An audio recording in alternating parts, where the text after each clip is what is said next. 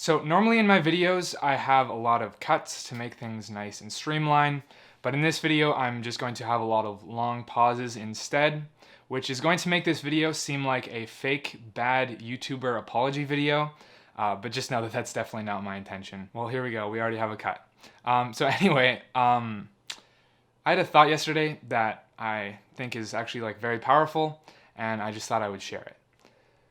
So as a background, I tend to overthink like pretty much everything, and I think part of that's just like how God has made me, and that can be a good thing in small doses. I definitely think that I'm designed to just thoroughly think through most things, because that helps me look at every facet of whatever thing I'm thinking about, and it really helps me just consider all the multiple options and perspectives, and that can be an amazing God-given ability. But if I don't like control it, it can definitely go way too far where I overthink literally everything, and I just don't trust God at the end of the day. As you can understand, that is just very exhausting and stressful when I let it get to that point. And to kind of like encourage myself and bring myself down, I usually have three like encouraging thoughts I always run to. The thought of like my career in ministry, so like thinking about the schools I want to go to prepare for that, and even just the ministry I would like want to have on the side while I'm in school, and even just like all the little things I'm trying to do so I can learn and mature spiritually, so I can be a spiritual leader for other people. That's number one. Number two is just my family, like my immediate family. They can be just a great support. And number three is my girlfriend.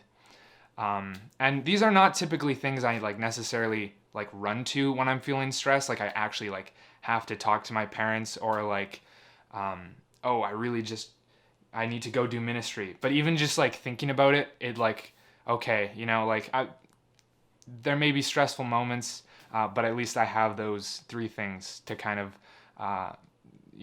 find encouragement in, obviously. And then when it looks like one of them might be in jeopardy, like not even for valid reasons, but just like because I'm overthinking things, I can like at least go to the other ones for support.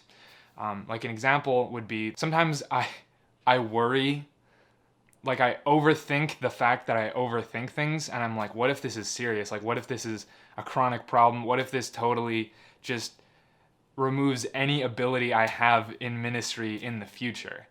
That would really stink. That would probably just completely jeopardize the potential career in ministry that I want. And that might even jeopardize my relationship with my girlfriend. That would also stink. But even if all that went away, at least I would still have my family to fall back on. That's a really encouraging thought in moments like that. But even then, I've had moments where I'm like, okay, but what if something happened, my family died or something weird suddenly happened and I was like completely estranged from them? What then? Like that would be really awful, especially because if things were already bad and I lost the first two support systems, if I also lost my family and I was estranged from them, like what would I have? That's like basically my fallback. I'm actually very glad that I went through all this thought process.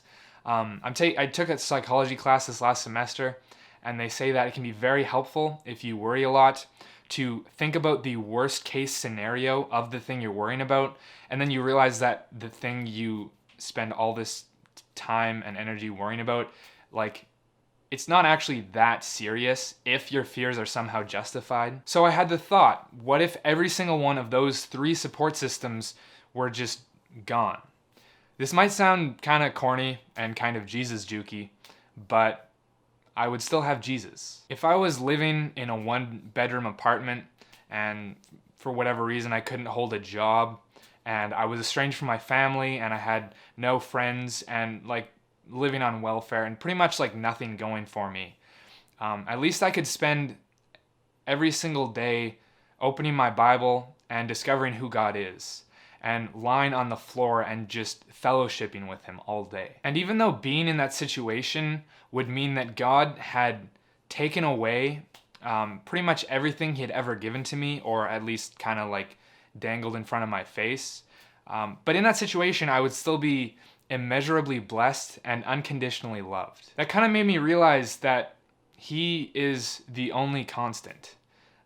Even today, as I just live my everyday life, I don't have to like always worry about one of those three supports going or all three of those supports going, because worst case scenario, everything hits the fan, I would still have Jesus, and that would be enough. Philippians 3:4-9 says, I myself have reason for confidence in the flesh also.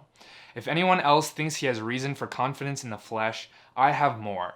Circumcised on the 8th day, of the people of Israel, of the tribe of Benjamin, a Hebrew of Hebrews, as to the law a Pharisee, as to zeal a persecutor of the church, as to righteousness under the law, blameless. Paul's basically listing like every support system he had, every encouraging thought he had. Like, well, today might have been really bad, but at least I'm known as being the most zealous Pharisee, and at least I'm a true Jew, not like these other people that were circumcised like halfway through their lives. He's like, yeah, I was the boss of Jews, and that was really encouraging for him. Then he says, but whatever gain I had, I counted as loss for the sake of Christ. Indeed, I count everything as loss because of the surpassing worth of knowing Christ Jesus my Lord. For his sake I have suffered the loss of all things and count them as rubbish, in order that I may gain Christ and be found in him. This is like pretty random. Why don't you read all of Philippians today? It's only 104 verses. You could probably finish it in like half an hour, and it would probably be the most encouraging thing you're going to do all of today. I hope what I just shared is relatable to you in some way and you found encouragement in it.